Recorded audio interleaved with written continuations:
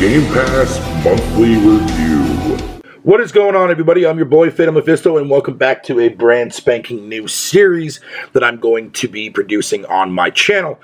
And basically, it is going to be a month review of all the games that went into Game Pass for the month of April. I will be doing this at the end of every month, so you will see one for the month of May, so on and so forth, etc., etc.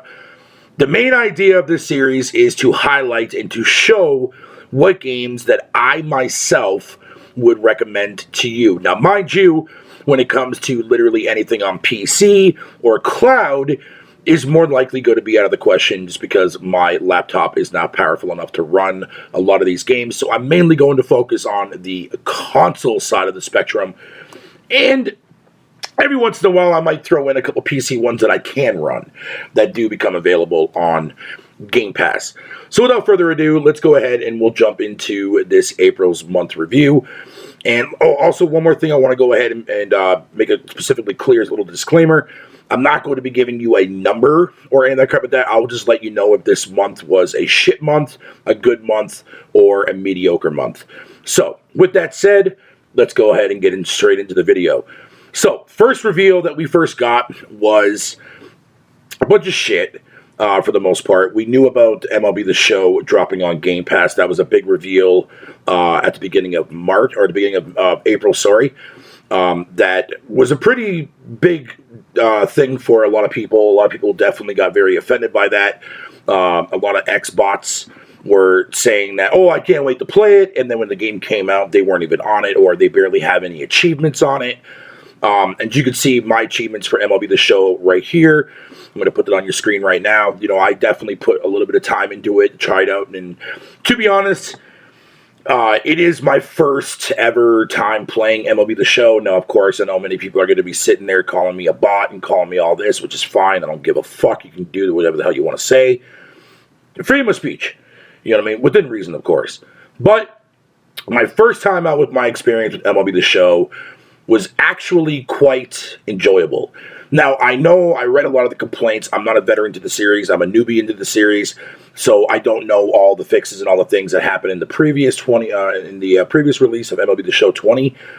But what I will say to you is one thing that actually blew my fucking mind was I play a lot of sports games growing up as a kid, and whenever it comes to creating a player, you have the ability to put in your first and last name, and I was mind-boggled at the idea that MLB The Show actually fucking said my last name and pronounced it properly, minus the actual arena announcer. But despite that, though, that shit was kind of a pretty cool highlight for me because I've never seen my last name ever appear in an actual sports title before, so that was kind of dope. Another game that I would definitely say I would definitely recommend outside of MLB, if you're a big sports guy or you love baseball, definitely get MLB The Show. NHL 21. Look, from my perspective, being a purebred Canadian, this is definitely by far one of the best NHL games that EA has actually done, and they actually did a lot of effort this time around.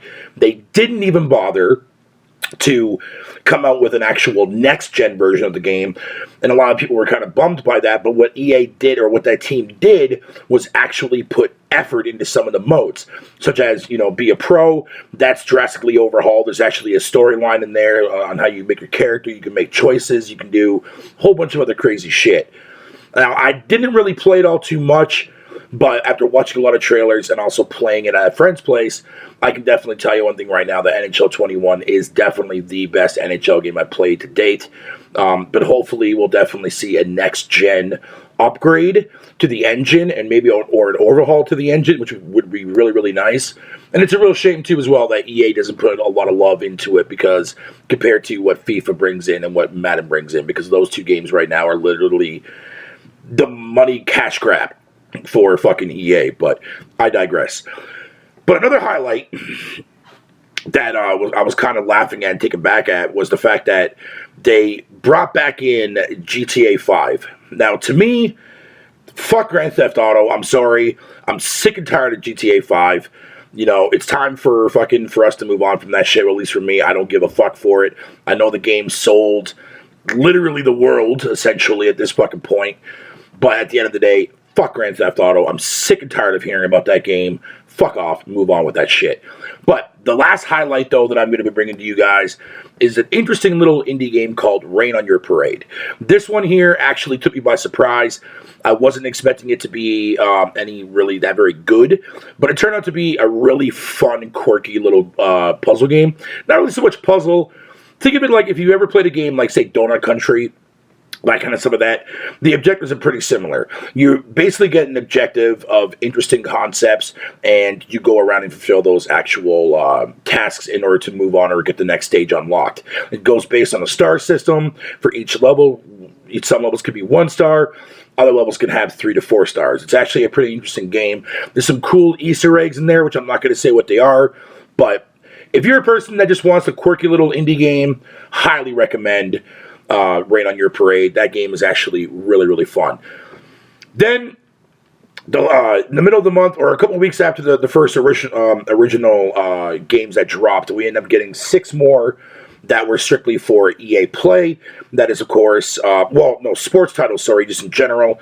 We had NHL 21, we had Star Wars Rogue Squadrons come out, we also had Madden 21 get added to Game Pass on consoles, NBA 2K21 for the cloud and console-wise. Then, of course, we also had the console version and the PC version of Football Manager 2021, especially if you are a hardcore football fan, aka soccer in America, but, football in the UK. And then, of course, the last bit of games that was announced before for the closing up the last half of the month was the releases of the 2 cloud versions of Fable Anniversary and Fable 3. Why Fable 2 wasn't on that list is kind of mind-boggling, but whatever. Fuck xCloud. Nobody cares about that shit. Of course, I just talked about MLB The Show. A couple days ago, 2 days ago, Second Extinction and Destroy All Humans came to Xbox Game Pass and also on PC.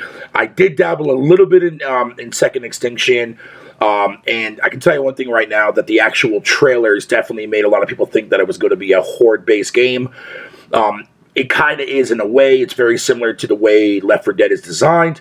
Not a terrible game, but mind you, it's in game preview, so I would actually, just download it, give it a try, and then after that, just wait for the actual game to officially launch if you like it, which is basically what I'm planning on doing.